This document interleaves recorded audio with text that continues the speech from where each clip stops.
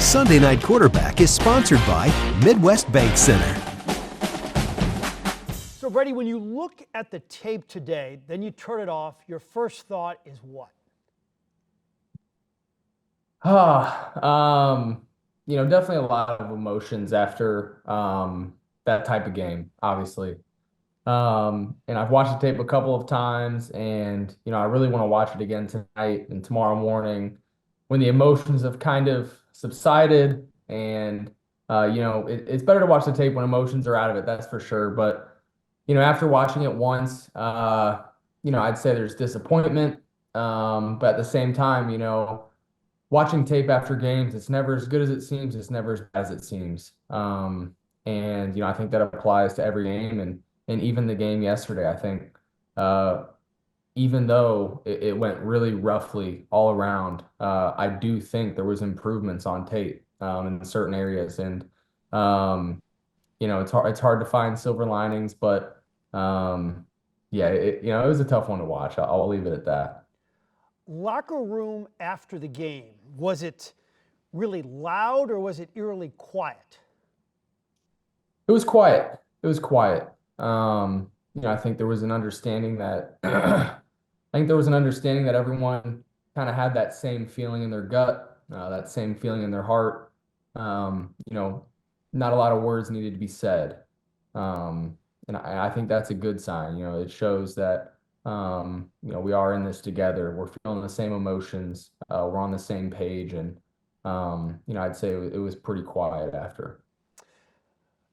Sometimes a bye re-energizes a team and gets them really well prepared. What do you think happened yesterday? Yeah, I think the bye did that for us in a lot of ways. We had great practices. Guys got healthy. Little bumps and bruises here, including myself. We all got healthy. We practiced hard.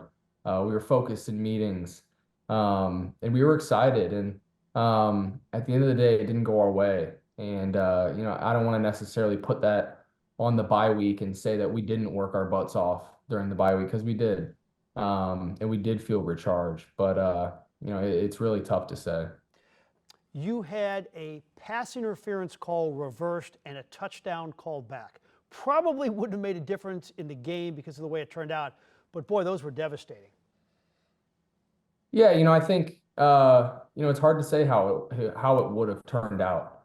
Those are big momentum plays, and you're not always going to get those calls, especially on the road. That's a part of home field advantage, and that's a part of college football. You're not always going to get those calls. But at the same time, if you do, if that touchdown was able to stand, and that's a 10-7 ball game, momentum's a huge deal in college football, especially on the road.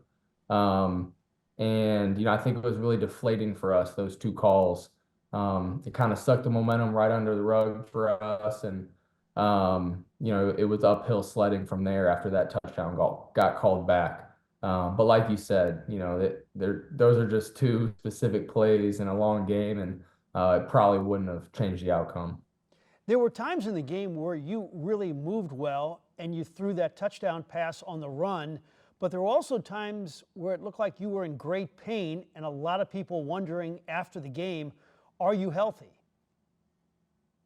Yeah, I am. I'm fairly healthy, and I'll be ready to go for UMass at 100%. I'm confident in that. I did take quite a few hits yesterday, so day after the game, obviously there's going to be bumps, bruises, different things going on, but I am healthy, which is a huge positive. Luther on the sideline looked completely ticked off the entire game, and part of it was the touchdown call back. I'm wondering, do you talk to him, and is that good for the team for him to have that kind of body language? Does it have any effect? Yeah, I understand it. There's a lot of emotions in big games, and after he runs his butt off and scores a 75-yard touchdown, I can understand why he's upset, and as the game's just continuing to not go our way, I understand it. At the same time, body language is important. It is. It's something I know I take pride in, and we take pride in as a team. And Luther knows when his body language isn't right, and I'm sure he's hearing it right now from certain people. And yeah, that is something I'm going to talk to him about this week, and just explain to him like, hey, everybody's watching, everybody looks up to you on the team. I look up to you. I feed off your energy. You feed off mine. We're in this together. And like I said, I'm sure he's hearing that from a lot of people. So, he knows it. I know it, and but yeah, body language is important. It's something we take pride in as a team, and we can all be better at it, honestly. What have your conversations been like after the game with Coach Drink, just Brady Cook and Eli Drinkwitz? Yeah, we talked briefly after the game yesterday, and um, similar to what I talked about earlier. There's just not a lot to say right after a game like that. Um, it's hard to bottle up your emotions and put words together.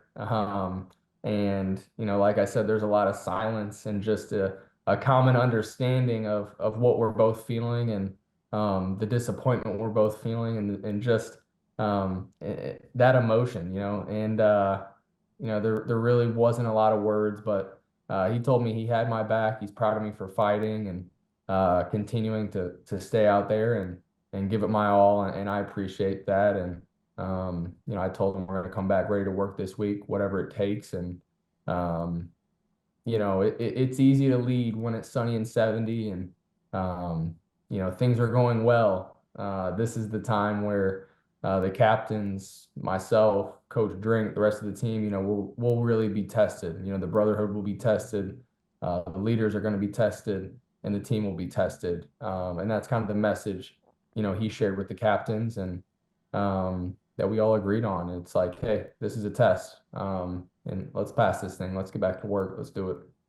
And everything is still ahead of you. It's one loss. If you lose only one game, you're in the college football playoff. If you lose only two games, you also could be in the college football playoff. Yeah, I mean, the whole season's ahead of us. And everything we want is ahead of us.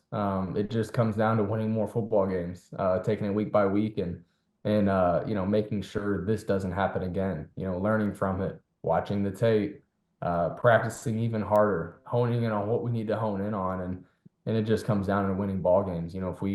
If we end the season with one loss, and this being our only, everything is there that we want, and our goals are still intact, and we just need to remember that.